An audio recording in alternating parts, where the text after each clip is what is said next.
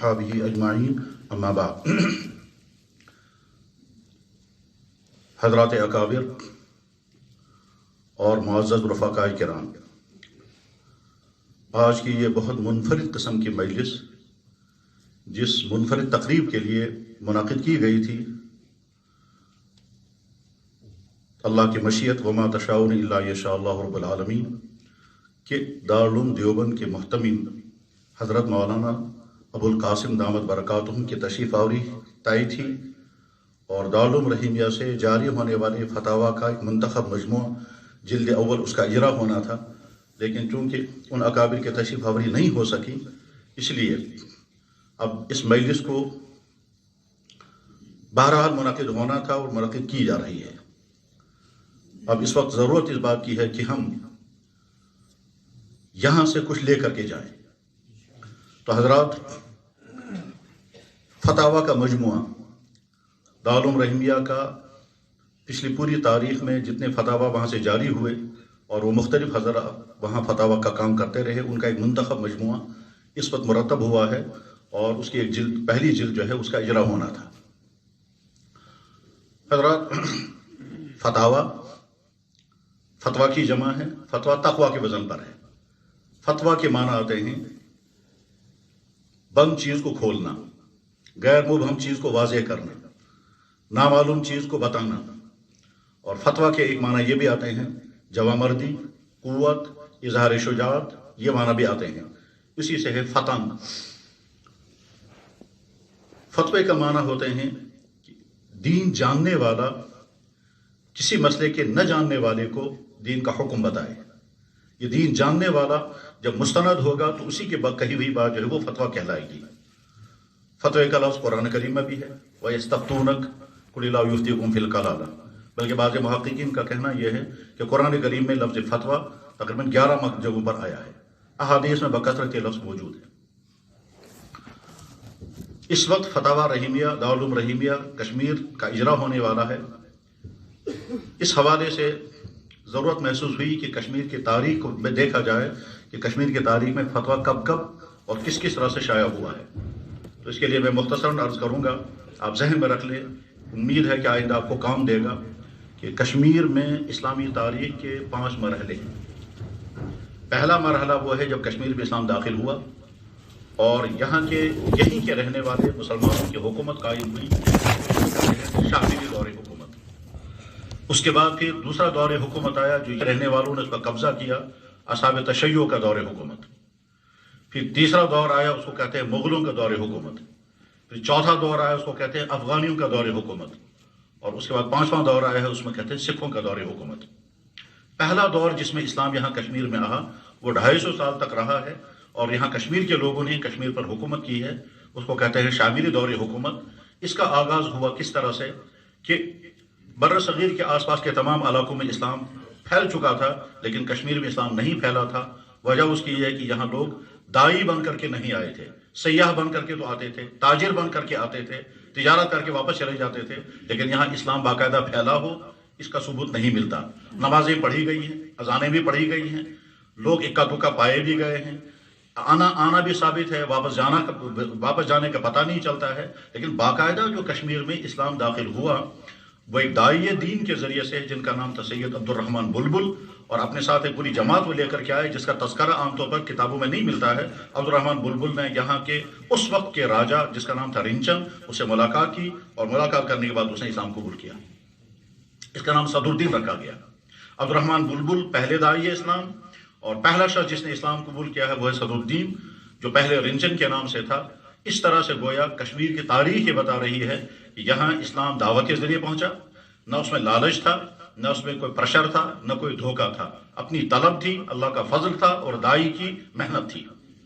इस्लाम यहाँ शुरू हो गया, लेकिन अल्लाह के फैसले के मुताबिक बहुत थोड़े अरसे में अब्दुल रहमान बुलबुल भी रुखसत हो गए और सदरुद्दीन जो पहला मुसलमान था वो भी वफात पा गया और ये दोनों एक ही जगह दफन है यहाँ श्रीनगर कश्मीर में। उसके बाद फिर शमसुद्दीन नाम के शख्स ने हुकूमत कायम की और शमसुद्दीन शाहमीर के नाम से उसने अपनी हुकूमत का आगाज़ किया। फिर आगे चल करके उसका बेटा हुक्मरान बना, उसका नाम था जमशेद। उसके बाद उसका बेटा हुक्मरान बना, उसका नाम था शहाबुद्दीन। शहाबुद्दीन के ज़माने में बुखारा या समरकंद से एक बुजुर्ग आए, उनका नाम था मुल्ला अहमद अल्लामा, या तो ये शाह हमदान के ख़ानदान से थे या उनसे उनके ख़ानदान का आगे चलकर के इनका आपस में कोई ताल्लुक जुड़ता है, लेकिन शाह हमदान से बहुत पहले ये आए हैं और इन्होंने यहाँ आकर के उस ज़माने के बादशाह सुल्तान शहाबुद्दीन के ज़ैर हुकूमत में फतावा का एक मजमू तैयार किया और उसका नाम रखा उन्हें फतावा शहाबिया। ये कश्मीर की तारीख में पहला फतवे की किताब लिखी गई, अल फतावा शहाबिया कहा जाता है। उसके नुस्खे कहीं मौजूद हैं लेकिन वो शाया नहीं हुई, और उस वक्त के इमाम, उस वक्त के अगर उसके बाद उलमा आए हैं तो वो उसी फतावा शहाबिया से मसाइल लेते थे। याद रखना चाहिए कि अब्दुर्रहमान बुलबुल हनफीउल मसलक थे, उनके साथ आने वाले अशखास वो भी हनफी थे, और ये जो फतावा शहाबिया है ये भी हनफी मसलक के मुताबिक लिखी गई है। अभी शाह हमदान का वुलूद कश्मीर में नहीं हुआ है। उसके बाद फिर मुल्ला अहमद कहाँ चले गए, उनकी वफात कब हुई, दफन कहाँ हुए, इससे हमें बहस नहीं है। सुल्तान शहाबुद्दीन की वफात हो गई, उसके बाद उसका बेटा आ गया, उसका नाम था अलाउद्दीन। अलाउद्दीन के बाद उसका बेटा हुक्मरान बना, उसका नाम था कुतुबुद्दीन। कुतुबुद्दीन के ज़माने में हज़रत शाह हमदान रहमतुल्लाह तआला कश्मीर तशरीफ़ लाए।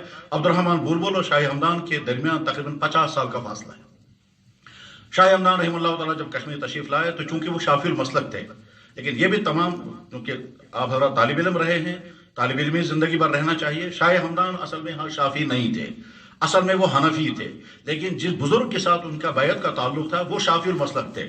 तो शाह हमदान ने यह सोचा कि रूहानी फैज़ के लिए ज़रूरी है कि मैं अपने शेख के साथ हम मसलक हो जाऊँ, वरना शायद मुझे अपने शेख का पूरा फैज़ नहीं पहुंच सकेगा। इसलिए मुझे अपने शेख से पूरा फैज़ उठाने के लिए अगर अपने मसलक को भी बदलना पड़े तो ये लोगों के लिए मैं नहीं बदल रहा हूँ, अपनी ज़ात के लिए बदल रहा हूँ। चुपचाप अपने ख़ानदान वालों को उन्हें हनफी रहने दिया और ज़ाती तौर पर वो शाफ़ी बन गए, और उसके बाद फिर सिर्फ अपने शेख से फैज़ उठाने के लिए। और इसकी मिसालें तारीख़ में मिलती हैं, जैसे हज़रत मौलाना रूम के शागिर्द थे, उनके मुरीद थे हुसामुद्दीन चलबी, वो शाफिल मसलक थे, और मौलाना रूम जो हैं जलालुद्दीन रूमी वो हनफी थे। और उसके नतीजे में फिर हुसामुद्दीन चलबी ने भी हनफियत कबूल की ताकि अपने शेख से पूरा फैज़ उठा सके। बहरहाल शाह हमदान रहमतुल्लाह तआला जब तशरीफ लाए तो उन्होंने यहाँ लोगों को इस्लाम की दावत दी, और इस्लाम की दावत देते हुए लोग मुसलमान होते गए, और शाह हमदान के जरिए से जिन लोगों ने कलमा पढ़ा वो सारे हनफी बनते गए।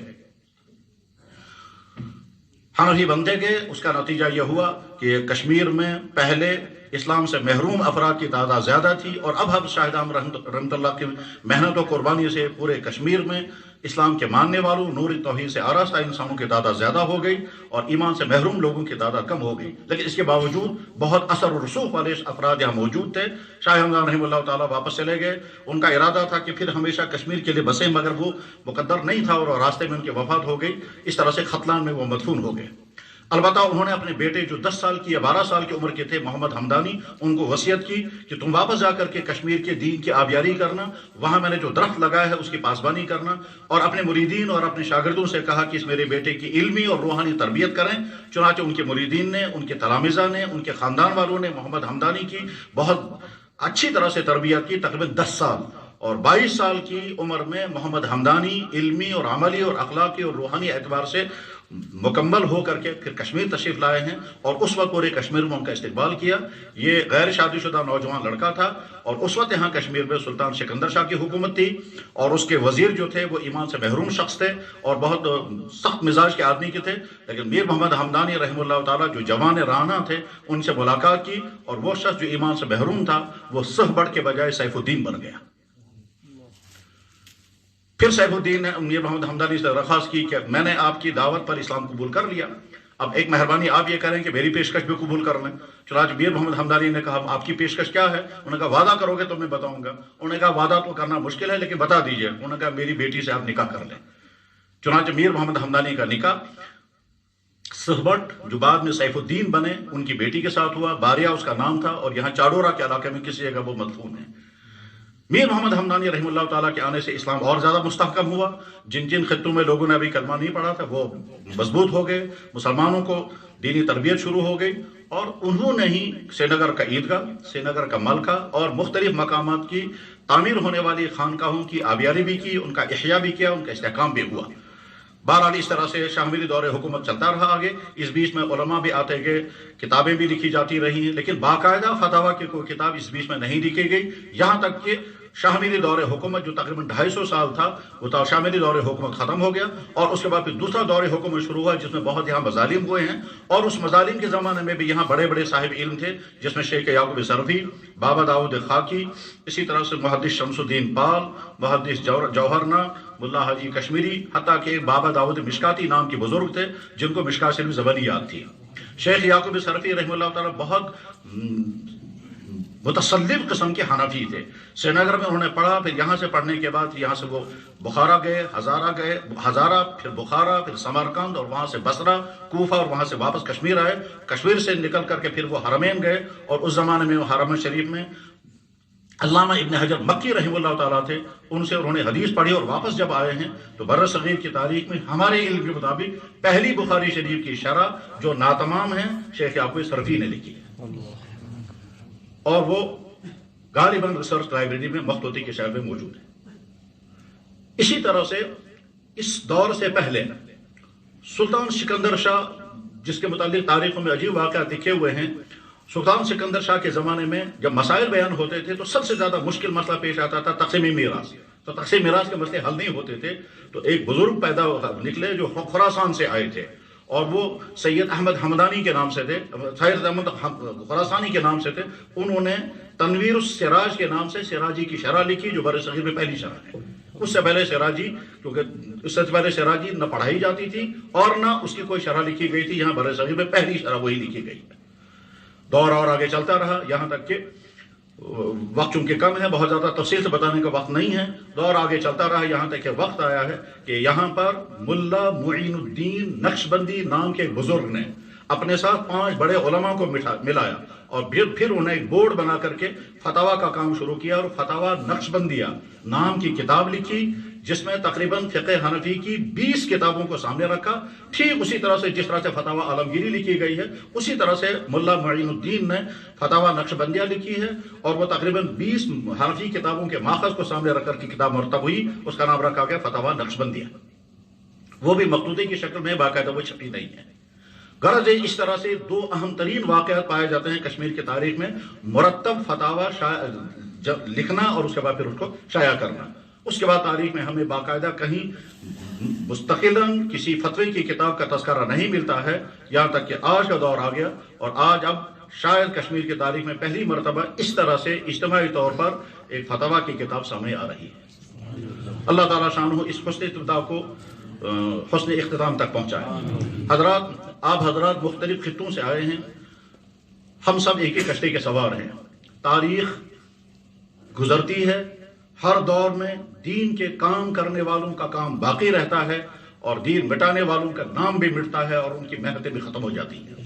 یہ ساری تاریخ ہمیشہ یہی دکھاتی رہی ہے، چاہے آپ پورے عالم کی تاریخ پڑھیں، اور چاہے اسلام کی کسی بھی خطے کے اندر احیاء اور مظلومیت کی تاریخ پڑھیں، تاریخ یہی دکھاتی ہے کہ کبھی اسلام مٹنے کا قریب ہوتا ہے، بچانے والے اسلام کو بچاتے ہیں تو آگے اسلام چلتا ہے، اور مٹانے والوں کا نام بھی مٹ جاتا ہے۔ اگر میں اس کی مثال اگر میں عرض کرنا چاہوں گا تو ہم سب نے سنا ہوگا، تاتاریوں نے اسلام کو مٹانے کے لیے، مسلمانوں کو ختم کرنے کے لیے جو کچھ کیا وہ پوری انسانی تاریخ میں کہیں نہیں ملتا، اسلامی تاریخ میں نہیں، پوری انسانی تاریخ میں نہیں۔ چنگیز خان سے لے کر کے ہلاکو خان تک کا دور اتنا ظالمانہ دور ہے کہ تقریباً 80 لاکھ انسان قتل ہوئے، صرف بغداد کے اندر 14 لاکھ مسلمان شہید ہوئے۔ بخارا کی اینٹ سے اینٹ بجا دی گئی تھی، لیکن بعد میں اللہ تعالیٰ شانہ نے انہی تاتاریوں کو اسلام کی دعوت نوازا، اور ان ظالم تاتاریوں کی ساری نسلیں مسلمان ہو گئی، ایک شخص بھی باقی نہیں بچا ہے جس نے اسلام قبول نہ کیا ہو۔ تو اب آگے تاتاری بھی مٹ گئے، ان کی اگلی نسلیں مسلمان ہو گئی، بخارا مٹنے کے بعد اب پھر دوبارہ ابھر گیا، اس کے بعد پھر کمیونسم کا زمانہ آ گیا، بخارا پھر مٹ گیا تھا، آج پھر بخارا ابھر رہا ہے۔ تاریخ یہی بتاتی ہے۔ ہم جس خطے میں آباد ہیں، اس خطے میں اسلام کی حفاظت کی ذمہ داری ہمارے کندھوں پر ہے۔ آپ یہ طے کر کے جائیں کہ انشاءاللہ ہم ایک تو اپنی ذاتوں کے اعتبار سے نمونے کے انسان بنیں گے۔ نمونے کے انسان کے معنی کیا ہوتے ہیں؟ آپ کا نام عالم بن چکا ہے، آپ کسی کا نام حافظ ہے، کسی کا نام قاری ہے، کسی کا نام عالم ہے۔ ہم سب جانتے ہیں کہ ہمارا علم کس درجے کا ہے۔ جب علماء نہیں رہے تو ہم اصاغر کو کہا گیا یہی آج کے زمانے کے مولوی ہیں. تو گویا اس کے معنی یہ ہے کہ آج کے زمانے کے مسلمانوں کے لیے آئیڈیل اور نمونہ ہم کو بننا ہے. ہمارا ایمان بھی پختہ ہونا چاہیے، ہمارے اعمال اچھے ہونے چاہیے، ہمارا اخلاق اچھا ہونا چاہیے، ہمارے اندر غیرت دین ہونے چاہیے، حکمت و تدبر ہونا چاہیے، دور اندیشی ہونی چاہیے، اپنے بڑوں سے لینے کا مزاج ہونا چاہیے، اپنے ساتھیوں کے ساتھ ربط و تعلق ہونا چاہیے. جو شخصی اوصاف ہیں وہ سارے شخصی اوصاف ہمارے اندر موجود ہونے چاہیے، کیونکہ ہمیں اس خطے میں آج کے عہد میں دین کی حفاظت اور اشاعت کا کام کرنا ہے. ہم جی رہے ہیں اپنی ذاتوں کے لیے نہیں. ہاں اپنی ذاتوں کے لیے جی سکتے ہیں، بلکہ ایسا بھی ہو سکتا ہے کہ ایک انسان بہت اونچا کام کر رہا ہے، وہ اپنی ذات کے لیے کر رہا ہے، لیکن ہم اپنے ذاتوں کے لیے نہیں جئیں گے. ہم اگر جئیں گے تو اپنے نبی کے دین کے لیے جئیں گے. یہ سوچ کر کے اس خطے میں دین کی حفاظت کے لیے اب دوسری کسی جگہ سے آنے والا کوئی نہیں ہے. ہمیں ہی اپنے دین کو پڑھنا ہے، ہمیں اپنے دین کو پڑھانا ہے، ہمیں اپنے دین کی اشاعت کرنی ہے، ہمیں اپنے دین کی حفاظت کے سارے کام کرنے ہیں. دین کی اشاعت اور حفاظت کے جتنے شعبے ہیں، چاہے وہ امامت ہے، چاہے وہ خطابت ہے، چاہے وہ فتویٰ ہے، چاہے وہ درس ہے، چاہے وہ دعوت ہے، چاہے وہ تحریر ہے، چاہے وہ جو کام بھی ہیں، ہمیں ہی کرنا ہے. اور اس کرنے کے لیے جو صلاحیتیں ہمیں مطلوب ہیں وہ صلاحیتیں ہمیں پیدا کرنی ہیں، اور ان پر صلاحیتوں کو پیدا کرنے کے لیے جو حزم و اجزاء ہے وہ بھی ہمیں سیکھنے ہیں، اکابر سے مربوط رہنا ہے. تو ہی ہم اپنے خطوں میں اپنے دین کی حفاظت کا کام کر سکیں گے. حضرات، مشکل دور آتا ہے، گزر جاتا ہے. چلے کلام ہر سال آتا ہے، گزر جاتا ہے، موسم بہار پھر آ جاتا ہے. مگر مسئلہ یہ ہے کہ چلے کلام کے اندر کس نے اپنی وجود کو بچا لیا، اور جو اپنے وجود کو بچا لیتا ہے وہ اگلے موسم بہار میں پھر ابھر جاتا ہے. ٹھیک اسی طرح سے ہمیں اپنے مدارس، اپنی دعوت و تبلیغ کے کام، اپنے مساجد، اپنے سارے نہج کو بچا کر کے اور حکمت و تدبیر کے ساتھ آگے چلانا ہے. نہ مایوس ہونا چاہیے، نہ گھبرانا چاہیے، نہ مشتعل ہونا چاہیے، نہ بے تدبیری اختیار کرنی چاہیے. یاد رکھنا چاہیے کہ جب بھی کوئی کام کیا جائے، جب مشوروں سے کیا جاتا ہے، دوسروں سے رائے لے کر کیا جاتا ہے. ایمان والوں کی تو مثال دی کہ امرهم شورى بینہم، تو دوسروں سے مشورہ کر کے جب ہم آگے چلیں گے تو انشاءاللہ ثم انشاءاللہ اللہ کی رحمتیں ہمارے ساتھ ہوں گی. اسلام محفوظ رہے گا، اگلی نسلوں تک پہنچے گا، اور ذریعے کے طور پر ہم استعمال ہوں گے. فتوے کا کام بہت نازک ترین کام ہے، اس میں کوئی شک نہیں. فتویٰ دراصل فقہ اور فتویٰ دونوں جڑے ہوئے بھی ہیں، اور دونوں کبھی کبھی الگ بھی ہو جاتے ہیں. فتویٰ کچھ اور ہوتا ہے، فقہ کچھ اور ہوتا ہے. حضرت علامہ انور شاہ صاحب رحمہ اللہ تعالیٰ نے فرمایا فتویٰ کبھی عرف کے مطابق ہوتا ہے، کبھی حدیث کے مطابق ہوتا ہے، کبھی عوام کی سہولت کے اعتبار سے ہوتا ہے، اور کبھی قرآن کے حکم منشے کے مطابق ہوتا ہے. فتوے کی نوعیتیں بدل جاتی ہیں. بلکہ میں اگر تازہ مثال عرض کرنا چاہوں تو میں عرض کر دیتا ہوں. آج صبح مجھے کسی شخص نے فون پہ پوچھا کہ کیا میں اپنی والدہ کو اپنی کڈنی دے سکتا ہوں. صورتحال ساری پوچھنے کے بعد میں نے کہا ہاں ضرور آپ دے سکتے ہیں، اس میں کوئی حرج نہیں ہے. اور جب ہم یہاں حاضر ہو رہے تھے 11:45 تھے تو ایک شخص نے مجھے فون کیا، کہنے لگے جناب ہم پہلی مرتبہ تبلیغ کے ساتھ جڑے ہیں، ہم آوارہ لڑکے تھے، غریب خاندانوں کے ہیں، اور اب پسماندہ علاقے میں ہیں، ہم اپنی مسجد بنانا چاہتے ہیں، ہمارے پاس وسائل نہیں ہیں. میں یہ سوچ رہا ہوں کہ میں اپنی کڈنی بیچ کر کے اس کا پیسہ مسجد کو لگاؤں. کڈنی بیچ دے سکتا ہوں یا نہیں؟ ابھی میں جب حاضر ہو رہا تھا میں نے کہا ہرگز ایسا نہیں کریں گے آپ، کڈنی بیچ کر کے مسجد میں پیسہ لگانے کی اجازت نہیں ہے. لیکن پھر کیا کرو؟ تو اب مفتی کی ذمہ داری ہوتی ہے کہ وہ حل بتائے. تو میں نے کہا نمبر 1 آپ حضرات مسجد تعمیر کرنے کا ارادہ کر لیں. نمبر 2 مسجد کنکریٹ بلڈنگ کا نام نہیں ہے. اگر آپ صرف شڑ کھڑا کریں گے، بلکہ اگر صرف اس پر ٹینٹ لگائیں گے وہ بھی آپ کی مسجد ہو جائے گی. تو آپ شڑ کھڑا کر دو، نماز شروع کر دو. نمبر 3 یہ کہ اتفاق کے ساتھ نماز جب آپ شروع کر دیں گے، سارے ساتھی مل کر کے تبلیغ کا کام اس میں کرتے رہو تو انشاءاللہ اللہ تعالیٰ راستے کھول دیں گے. غرض یہ کہ فتویٰ نام ہے حالات کے مطابق شریعت کے احکام بیان کرنا. منہ بند کر کے نماز پڑھنے کی فقہا نے کراہت کا قول نقل کیا ہے. صاف لکھا ہوا تمام کے فتویٰ کی کتابوں میں کہ منہ بند کر کے نماز پڑھنے کی میں کراہت ہے.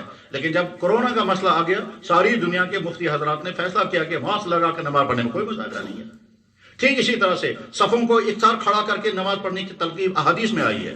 لیکن جب صورتحال سامنے آ گئی تو فقہاء کرام نے غور کرنے کے بعد پھر شریعت کی دی ہوئی حدود کے اندر فاصلہ طے کر دیا اور فاصلے کے ساتھ نمازیں ادا کرا دی. اس وقت خطرہ اس بات کا تھا یا تو نمازیں چھوڑ دینی تھی یا نمازیں بچانی تھی. اس وقت اگر افضل کو چھوڑ کر کے مفضول پر عمل کیا جائے اور تاکہ امت کی نمازیں بچ جائیں، یہی ہوتا ہے فتوے کا. تو فتویٰ حالات کے مطابق نزاکتوں کے ساتھ ہمارے بزرگ جن سب کے ہم فیض یافتہ ہیں اور ان کے خزف اور ان کے جوتیوں کے طفیل میں جو کچھ بھی ہم نے پڑھا یا لکھا یا سیکھا، حضرت اقدس مفتی محمود صاحب نور اللہ مرکزہ मुझे याद है कि एक मरतबा हमारे नाज़िर साहब ने फरमाया कि हज़रत मुफ्ती महमूद साहब नव्वरअल्लाह बरकतहू कहा करते थे कि मुफ्ती का कमाल यह है कि वो मुस्तफ्ती के दिल के चोर को पकड़े। तो साल हर साल तक मेरी समझ में नहीं आता था ये मुस्तफ्ती के दिल में चोर कहाँ होता है, लेकिन तवील तजर्बात के बाद पता चला कि जब सवाल करने वाला सवाल करता है तो उसके दिल में क्या है। कभी हो सकता है तलब खैर होगी और कभी हो सकता है शर होगा, शर भी होता है, लेकिन साल साल के तजर्बे के बाद आता है। यही हज़रत मुफ्ती महमूद साहब नव्वरअल्लाह बरकतहू बीमार थे, खड़े होकर नमाज नहीं पढ़ पाते थे, लेकिन फिर भी 2 आदमियों के सहारे खड़े हो जाते थे और फिर नमाज पढ़ने के लिए खड़े रहते थे, खड़े नहीं रह पाते थे। तो आज के मोहतमिम दारुल जिनकी तशरीफ आवरी मुतवक्की थी हज़रत मौलाना मुफ्ती अबुल कासिम साहब दामद बरकातहुम, जो हज़रत के खलीफा भी हैं, हज़रत के मुरीद भी हैं, हज़रत के शागिर्द भी हैं, फतवे में शागिर्द हैं, तसव्वुफ में मुरीद हैं, दारुल के मोहतमिम हैं। इन्होंने अर्ज़ किया हज़रत आप तो खुद फतवा लिखते हैं कि सूरत हाल में बैठकर नमाज पढ़नी चाहिए, तो आप क्यों नहीं बैठेंगे नमाज पढ़ते हैं? तो हज़रत मुफ्ती महमूद साहब रहमतुल्लाह तआला ने फरमाया अपने बारे में मैं अपना फतवा कैसे लिख सकता हूँ, कोई फतवा दे तो मैं करूंगा। तो मुफ्ती अबुल कासिम साहब उन्हीं के शागिर्द, उन्होंने कहा मैं फतवा देता हूँ आप बैठ के नमाज पढ़िए। उन्होंने कहा आपने फतवा दे दी, मैं बढ़ के पढ़ता हूँ। गरज ये कि हमारे अकाबिर का नहज और मिजाज अजीब है। इस वक्त जो सूरत हाल के अंदर हम हैं, इस सूरत हाल में अपने साथियों से ताल्लुक़ रखें, अपने इदारों से ताल्लुक़ रखें, अपने बड़ों से मशवरे के साथ काम करें। काम हमारे क्या हैं, कोई इमामत से जुड़ा हुआ है, कोई फतवे से जुड़ा हुआ है, कोई दर्स से जुड़ा हुआ है, कोई खिताबत से है, कोई दावत व तबलीग से। दावत व तबलीग हमारा काम है। हज़रत अक़दस मौलाना मोहम्मद इलियास नव्वरअल्लाह बरकतहू दारुल देवबंद के फाजिल थे। हज़रत मौलाना यूसुफ साहब नव्वरअल्लाह बरकतहू हज़रत मौलाना इलियास साहब के साहिबजादे, हज़रत शेख मौलाना ज़करिया साहब के मुरीद भी थे, उनके खलीफा भी थे, उनके दामाद भी थे। हज़रत मौलाना इनामुल हसन साहब मदरसा मज़ाहिदुम के फाजिल फुज़ला में से थे।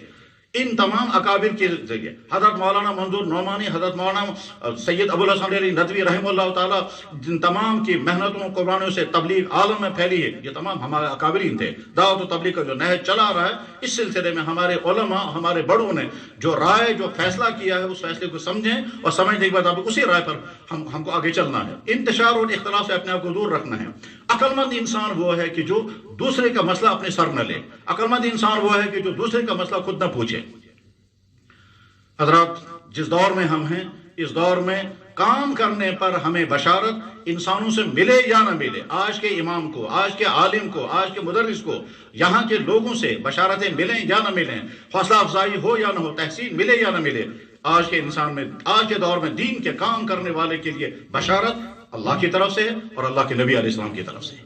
फतूबा लिल गुरबा, मुबारक उन गरीबों के लिए, अल्लज़ीना युस्लिहूना मा अफ़सदा अन्नास, जब चारों तरफ से फसाद ही फसाद होगा, बिगाड़ ही बिगाड़ होगा। चुनांचे सोसाइटी, मुआशरे की जिस तबके में जाकर के देखें, जिन नस्लों को भी जा देखें, बूढ़ों को देखें, जवानों को देखें, दरमियानी उम्र के लोगों को देखें, हर जगह जो फसाद ही फसाद और बिगाड़ ही बिगाड़ है। अकायद का अलग, इबादत का अलग, माशरती उमूर का अलग, फैशनों का अलग, फहशकारियों का अलग, माली बदुमरानियों का अलग। इस तमाम बिगाड़ का सुधार हमारे कंधों पर है और हम उसके जिम्मेदार हैं। तो जब हम इस इरादे के साथ आज जिएंगे तो इंशाअल्लाह अल्लाह की मदद हमारी शामिल हाल होगी, रुकावटें दूर होंगी और फिर वक्ती तौर पर बादल गरजते हैं, गरजने वाले निकल जाते हैं और फिर आफताब निकल आता है। इंशाअल्लाह इस्लाम बाकी रहेगा। मसला सिर्फ ये है कि हम अपने इस दीन के बका के लिए और अपनी दीन की हिफाजत के लिए इस्तेमाल होते हैं या नहीं होते हैं। हम इरादा कर लें, अल्लाह के तौफीक के रास्ते खुले हुए हैं। वल्लज़ीना जाहदू लनहदियन्नहुम सुबुलना, अल्लाह करे कि हम आज की इस अहद में दीन के उसी असल मिजाज को बाकी रखने के लिए इस्तेमाल हों। हमारी ज़ुबानें, हमारा कलम, हमारी सोच, हमारा चलना, हमारी मेहनतें, हमारी जवानियाँ, हमारा सब कुछ दीन के लिए लगे। कुल इन्ना सलाती व नुसुकी व महयाय व ममाती लिल्लाहि रब्बिल आलमीन। या मेरा जीना, मेरा मरना, मेरी कुर्बानियाँ, मेरी नमाजी अल्लाह के लिए और अल्लाह के दीन के लिए है। यही पैगाम लेकर हम जाएंगे और अपने दीन के, अल्लाह के दीन की हिफाजत का अहद लेकर के जाएंगे। व आखिर दावाना अल्हम्दुलिल्लाह। जज़ाकल्लाह खैर। इफ्तिताही कलिमात से पहले किताब का इजरा किया जाएगा। मैं तमाम असातिज़े दारुल रहीमिया की तरफ से हज़रत मौलाना मुफ्ती अब्दुल करीम साहब से गुजारिश करता हूँ कि वो नाज़िम दारुल रहीमिया बांडीपोरा की खिदमत में किताब पेश करें।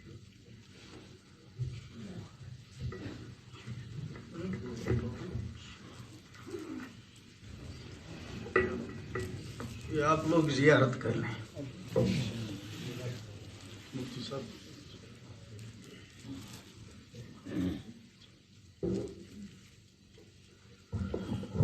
الحمد للہ رب العالمین